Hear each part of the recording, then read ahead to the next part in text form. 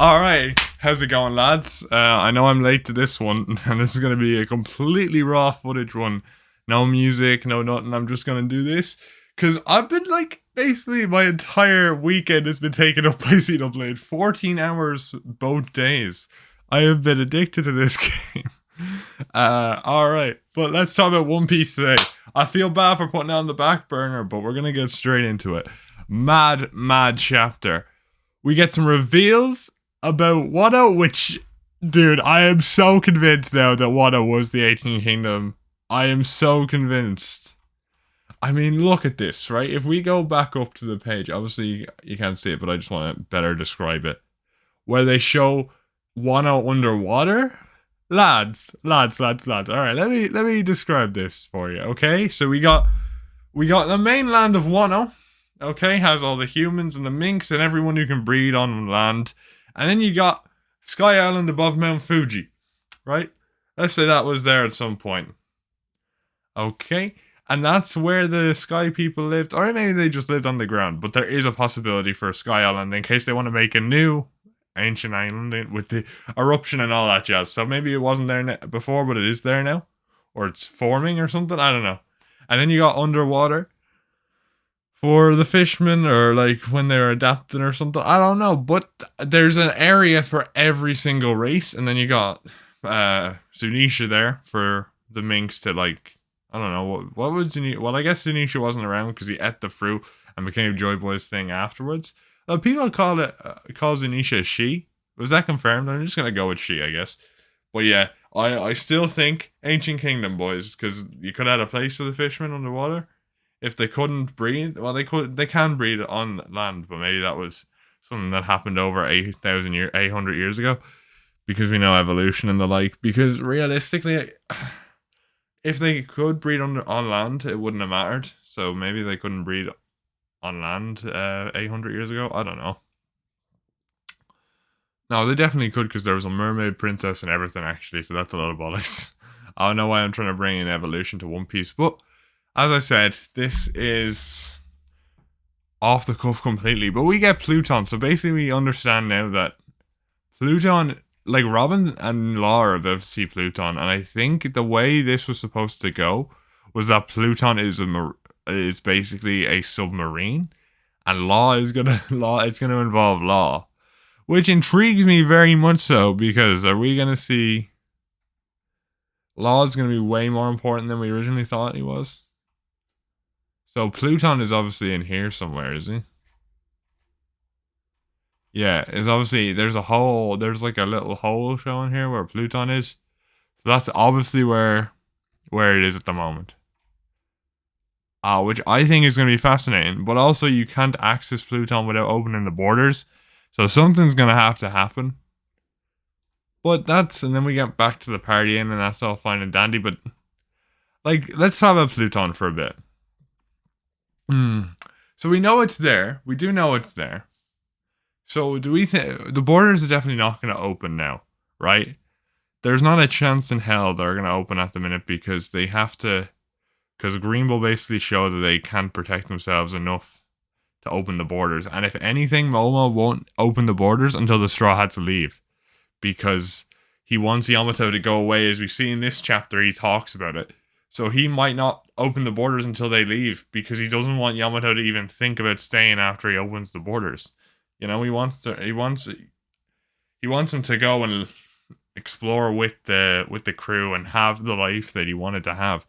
You know, he wants Yamato to enjoy himself out there and not be shackled to Wano based on his fruit and stuff, which makes in complete sense, because the whole idea of breaking what you're meant to do and doing what you want, even though he's technically the guardian of Wano, it makes perfect sense. And Momo showing his stuff this chapter as well, but we'll get into that later. Back to Pluton though. So I don't know if it's going to be a thing where Law they either find a way to get Pluton out of Wano without opening the borders. Maybe that's what Shanks does. Let's talk about Shanks for a minute. So it looks like he's going away now, like he's leaving Wano, which I'm a little disappointed about. I didn't need him to see Luffy here, but I kind of did want him to drop in and say hi to Momo and Hiyori for a millisecond. But you know what? I I don't know. But actually, there is something I want to go on to straight away, which is Uta, because we have a little what I'm gonna call cover story talking about Uta now, where it goes, Uta, listen, pirates are storming the town. Uta, they got my dad. Save us, Uta. The houses are burning. Uta, Uta-chan, right? It's like, I need a pen. It's not here. And then you just see like a stage and a city destroyed. So wherever Uta is right now. Oh wait, no. No. It's her magnum opus, so she's happy about this. So there's a chance that she is canon. Or well, she's definitely canon, right? And I am excited to see if she shows up in the story, right? We might even see a thing where at the end of the movie, we're shown where she is in canon, right? In a manga style to make us think it's like, oh, it's definitely canon. Or she could just be the cover story for the next like 4 weeks or something, where we see where she actually is and she's involved with Shanks or something like that. I'm excited to see. With Uta, it's like she's such a big character now. You can't really not make her canon, especially if you're doing something like this. But how will she be involved? She's obviously being retconned into Luffy's backstory, which I'm all for. You know, I love a bit of extra adding on to Luffy's backstory. But I just wonder, like, is this island going to be canon? Like the island we visit in the movie, is that where she is still? Is that going to be canon to the story?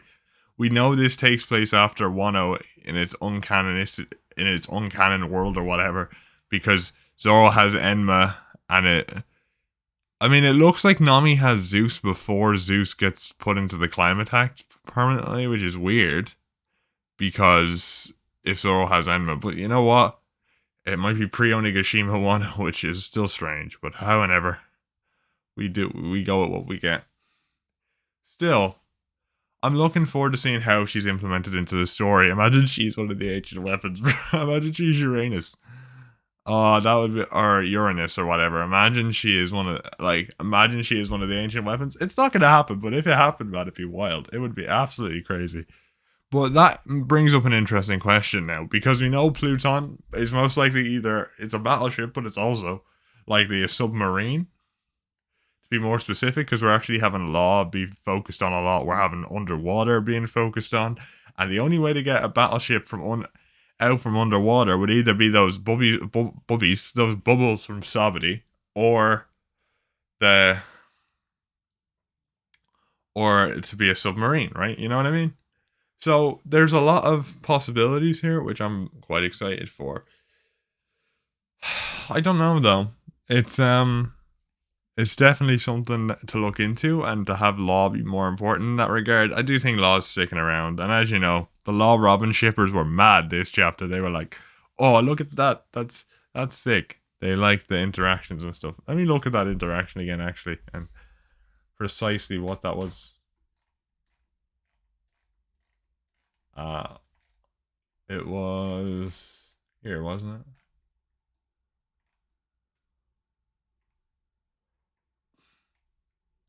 Yeah, where they're like, no fair, and he's looking away, that type of thing. All the shippers were going wild about that. I don't know. I don't really talk about One Piece ships that much, and I'm not going to start now. But yeah, I will say one thing I don't like about the robe poneglyphs whenever they're revealed is we actually don't find out what's on them, right? And look, I get it, but like it's the road to Laugh Tale, right? So surely we as readers should know what is written on these robe poneglyphs. True Robin's like back chat or like inner monologues, right? And we never find out about that stuff, and we probably will once we find the fourth one, but still. I don't really like how we're always left in the dark with that type of stuff. But then I guess that's personal preference. I wonder though, like I was thinking there recently with the fourth one. Now with Sabo, right? Sabo basically being like the big huge flame emperor type of guy. Do we think like there's no way Dragon would have the fourth poneglyph, right?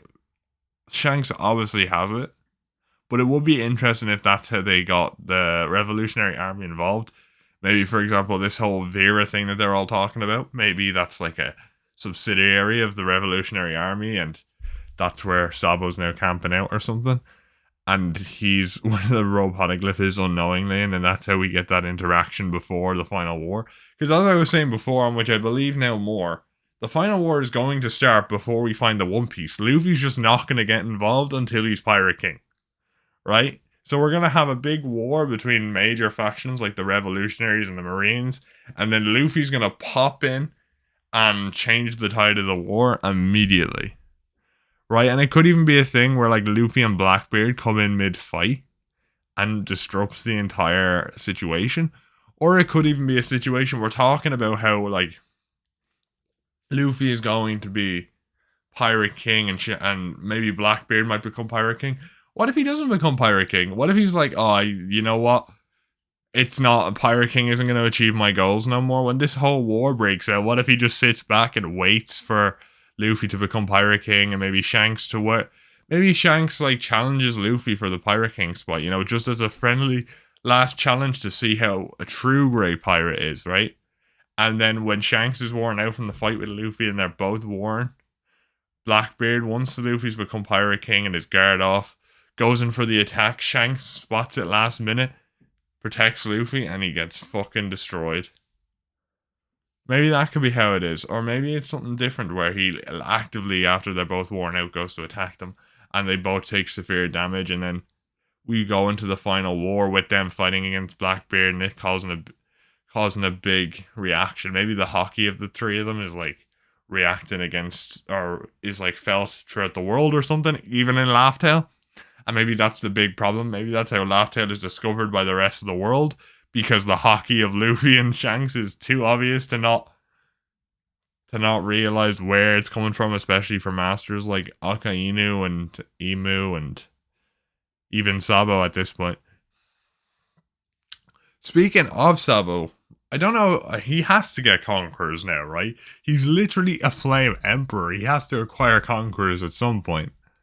And I think now is his fight in Marijoa might have been that place where he got it, which I'm quite interested to see how they handle that and what they're going to do with that, to be honest with you.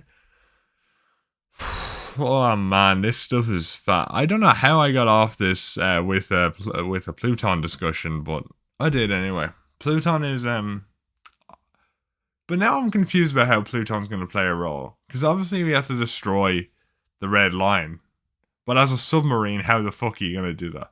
How can a submarine, like, it has to be a battleship now that I'm thinking about it. Because how can a submarine destroy mountains? I don't see, like, you'd have to have a cannon on a submarine. Let me get up Law's submarine for a second, just to use as a basis, right? Let me get that up now.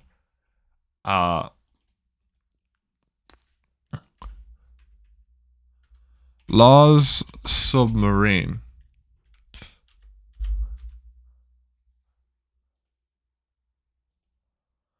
Okay, so if we were to base it off Law's submarine, I guess you could put the cannons on the deck and behind like the door and all that, and then you could have three of them, one for behind the fin, right there, one on top of the deck, and then one behind the major building, and then bam, you could have three cannons that could technically destroy islands, I guess. But I get the whole claim about a single blast wouldn't be true then, would it? I don't know. It's definitely an interesting proposal, 100%. I love the idea of a submarine, because you could still technically call it a battleship because it's still a fucking pirate ship for Law, so technically within the definitions that would make sense. I love how Minecraft One Piece pirate ships are one of the first results to show up. That's really cool, actually.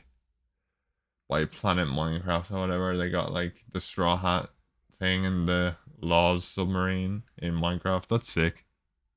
That is very sick. But yeah, no, I think yeah, Pluton is interesting, but at this point, I'm kind of at the point where I feel like it's not going to be used. Like, Law might get it this arc, and this might be the real buff that makes Law into a real candidate or a real quote-unquote rival character for Luffy, like someone who's on equal footing. Maybe Pluton does that for him. Because I feel like Luffy doesn't really, like, Robin's gonna trust Law. We see the trust they both have for each other, and his trust in Luffy's great. And I feel like this arc is really gonna test that when Law might get his hands on Pluton. And we were all thinking Green Bull. Green Bull might get his hands on it or what, but man, Green Bull's a joke. Let's talk about Green Bull. This motherfucker, he came in looking suave as anything, looking like a cool motherfucker, giving Aokiji a run for his money and how badass the fucker was. And what does he do? Fucking nothing. Man's an absolute bollocks. He's got the powers of Hashirama from Naruto, and he does nothing with it besides take out Raizo. Well done, buddy.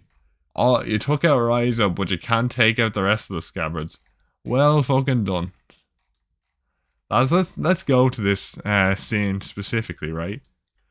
What fucking... I don't know what this guy's backstory is going to be, but we hyped this guy up for so long because Fujitora was such a great character and everything, and he's just Akainu without the complexity.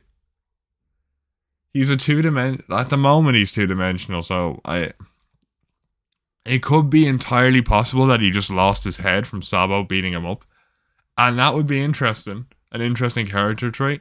Where, like, he lost his shit. And maybe that's why. But at the moment, he's just... Man, the Admirals... Yeah, I'm not complaining. Because I mean this in a positive way. I'm just kind of not complaining about the character writing. I like it. I like how two-dimensional arrogant he is. It's interesting to have in One Piece, but it just... For Green Bull specifically, I was like, we hyped this guy up as such a fucking powerhouse because of what he did when he was introduced. I don't like the one thing, but now he's just kind of this two-dimensional, villain character, which I would like to be explored if he just lost his mind after he, lost to Sabo. Maybe that's why. That could be interesting to tackle that way. But, yeah. Look, as someone who tried to play the fence with the Yonko versus Admiral debate, I have no right to comment on any of this, but boys, the Yonko wins. The Yonkos are definitely top dog. I still think the original Admirals, so Kizaru, Aokiji, and Akainu, are as strong as Admirals, okay? If Kizaru wasn't as strong as Admirals at the time, he is now. In my opinion, if you want to take down an Admiral, out of the current 3 Admirals, you send Kizaru. Because Kizaru to me is on par with Akainu and Aokiji. Right? Because they're the 3 Admirals who train together and they've had the longest time. I feel like Fujitora and Green Bull are like the weakest Admirals, and then you got Kizaru. And I shafted Kizaru in my top 30, put him at 23. But I was just memeing, bro. I was mainly memeing there. Because, I don't know, just didn't want Kizaru to be stronger than Aokiji. Also, man...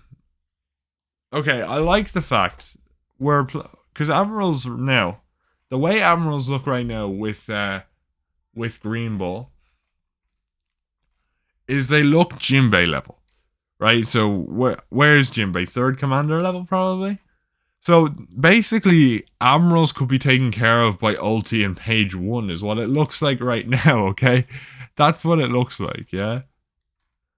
Is that they can be taken care of by Ulti and Page 1. Because here we have him fighting against Momo. Momo does a Borrow Breath. Yes, it doesn't do much damage.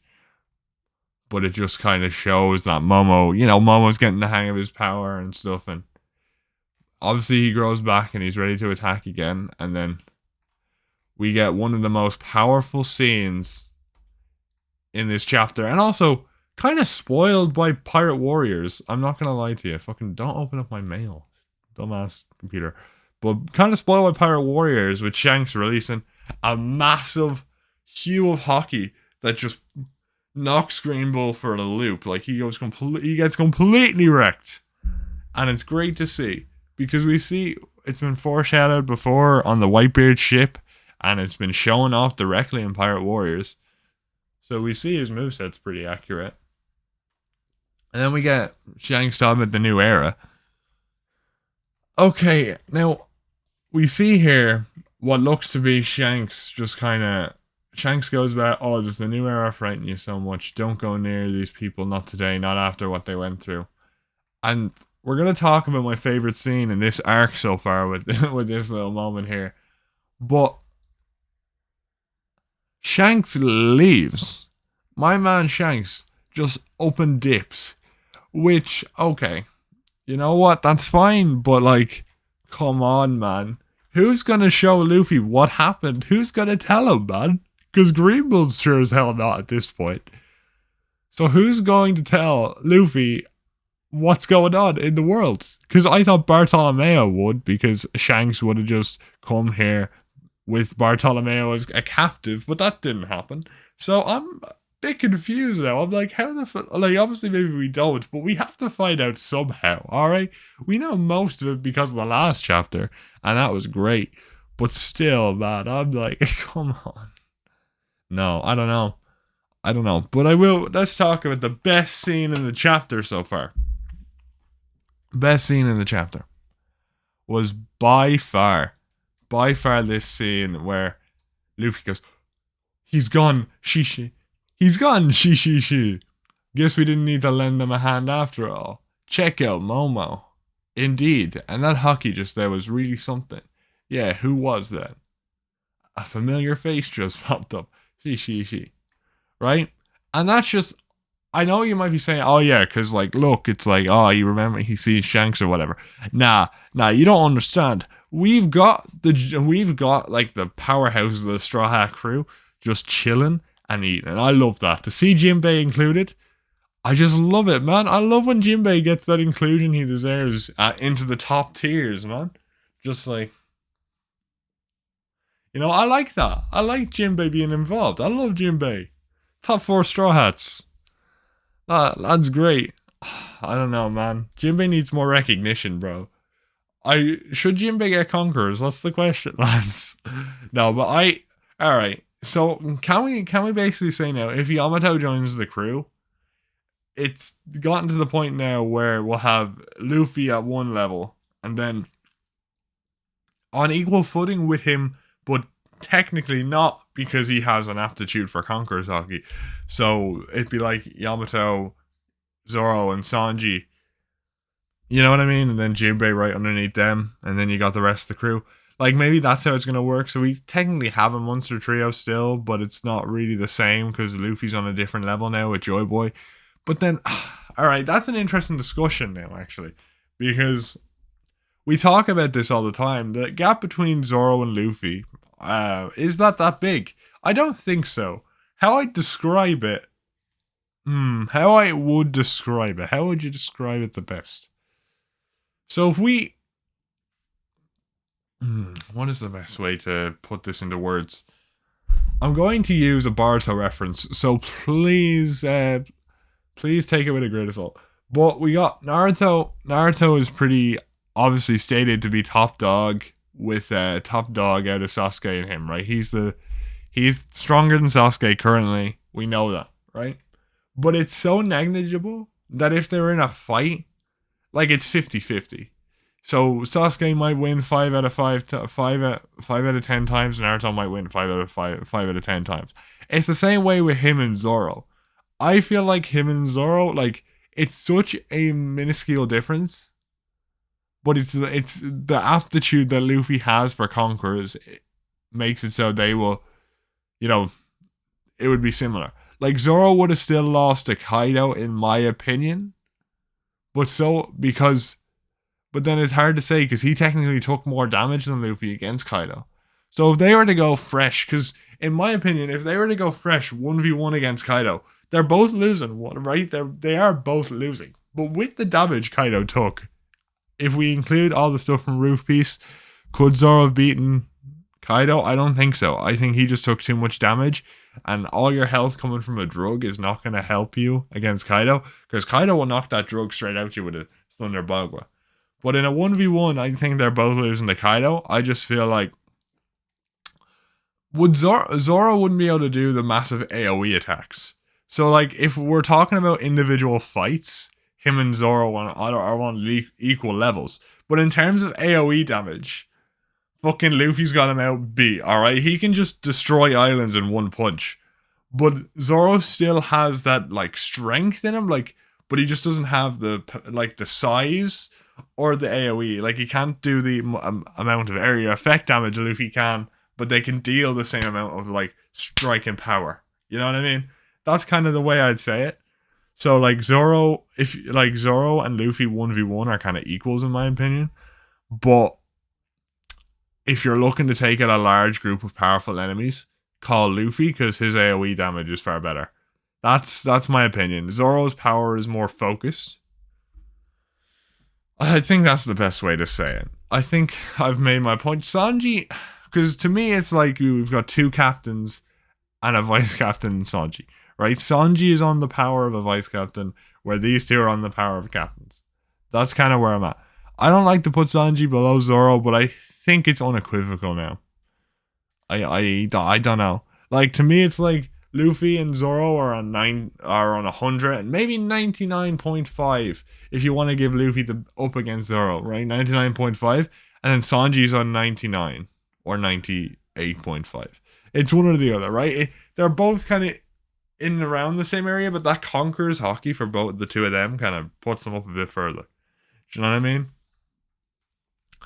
I mean, I didn't say this at the start, but if you want to, the reason I'm talking about all these topics in this video and not saving them for other videos is because I'm, like, going away this week, so I won't be doing any more videos, so it's just going to be an extra long video for the week. And then the chapter review next week will probably be very, very bad, because I'll be in like a bathroom in Spain, being like, hey, yo lads, what's up? Chapter was banging, lads, let's go.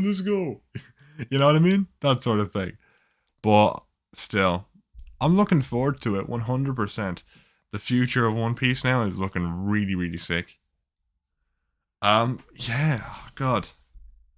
But Shanks now, is Shanks top 1? Do we think Shanks is top 1?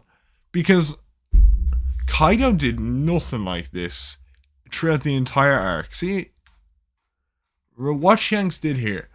If we're gonna play the Kaido apologist, maybe he didn't do it because he wanted to fight. He wanted that fight with the Scabbards. He could have just taken them out like that immediately, but he wanted to fight with the Scabbards. But come on, man. After he lost his respect for the Scabbards, why didn't he just do that? You know what I mean? Why didn't he just do what Shanks did? So are we saying he's far and above Kaido? Because if Shanks is doing something like this, and Mihawk is his rival, I'm not, obviously, in my previous take, I put Mihawk above Shanks. I'm not going to say that now, because we haven't seen Mihawk do anything like this, and it seems like a thing that is, like, very special to characters. So I still think now, if we readjust that list, it's like, number 1, Shanks, number 2, Mihawk, number 3, Kaido. Alright? And that's now the list, and then number 4, probably like Big Mom or something, but Big Meme just got, I don't know, bro. Speaking of Big Mom, because she's done now, most likely. So we're gonna talk about her, even though she wasn't in the chapter, because we're talking about the Yonkos. All right, this lady. I've been rewatching Wano, as you know, over on my TikTok and YouTube Shorts accounts. I've been making like videos talking about my opinions on them every now and then, and honestly, I just don't like Big Mom up until Rooftop. When she fights, Big Mom is great. Big Mom is pure chaos, pure hacks, pure cartoony joy. But in Wano specifically, in Whole Cake, I loved her because she was just chaos, a child granny mix. She was like if you mixed my nan with my brother as a 7-year-old, and it was so funny. All right, it was so funny, and it was great. It was very enjoyable. But then now it's just like you mix like now in Wano it's like you mix a dementia patient with an infant, and then that's what you get for that's what Big Mom is all about. And not to actually, I realize that could be taken in a certain way. I'm just that's how I described it. I don't mean any bad by anyone with dementia. It's torn apart our families in many ways. So I probably shouldn't have described it like that, but it just came, the first thing that came to mind. Uh, yeah, I don't actually know. Let's not breach on this topic because I don't want to. I don't want to bog it down. But still, Big Mom has just been for a Yonko, and we can see now like Kaido was showing the best fucking top dog when he was like main villain, right? Big Mom, although people didn't like Whole Cake, she was also showing that respect. She would go insane. She wouldn't remember when she went insane, but she would go wild. You felt that terror. But Wano just didn't have that. I will say the voice actor makes many things a lot easier because it's like, well, she's really good. But the fact Chopper and Usopp are stalling her in the anime, no, it's just ridiculous. It is ridiculous, man. She is a Yonko. Give her some respect, man. Don't put her in situations where she looks like she's fucking fodder level. Alright?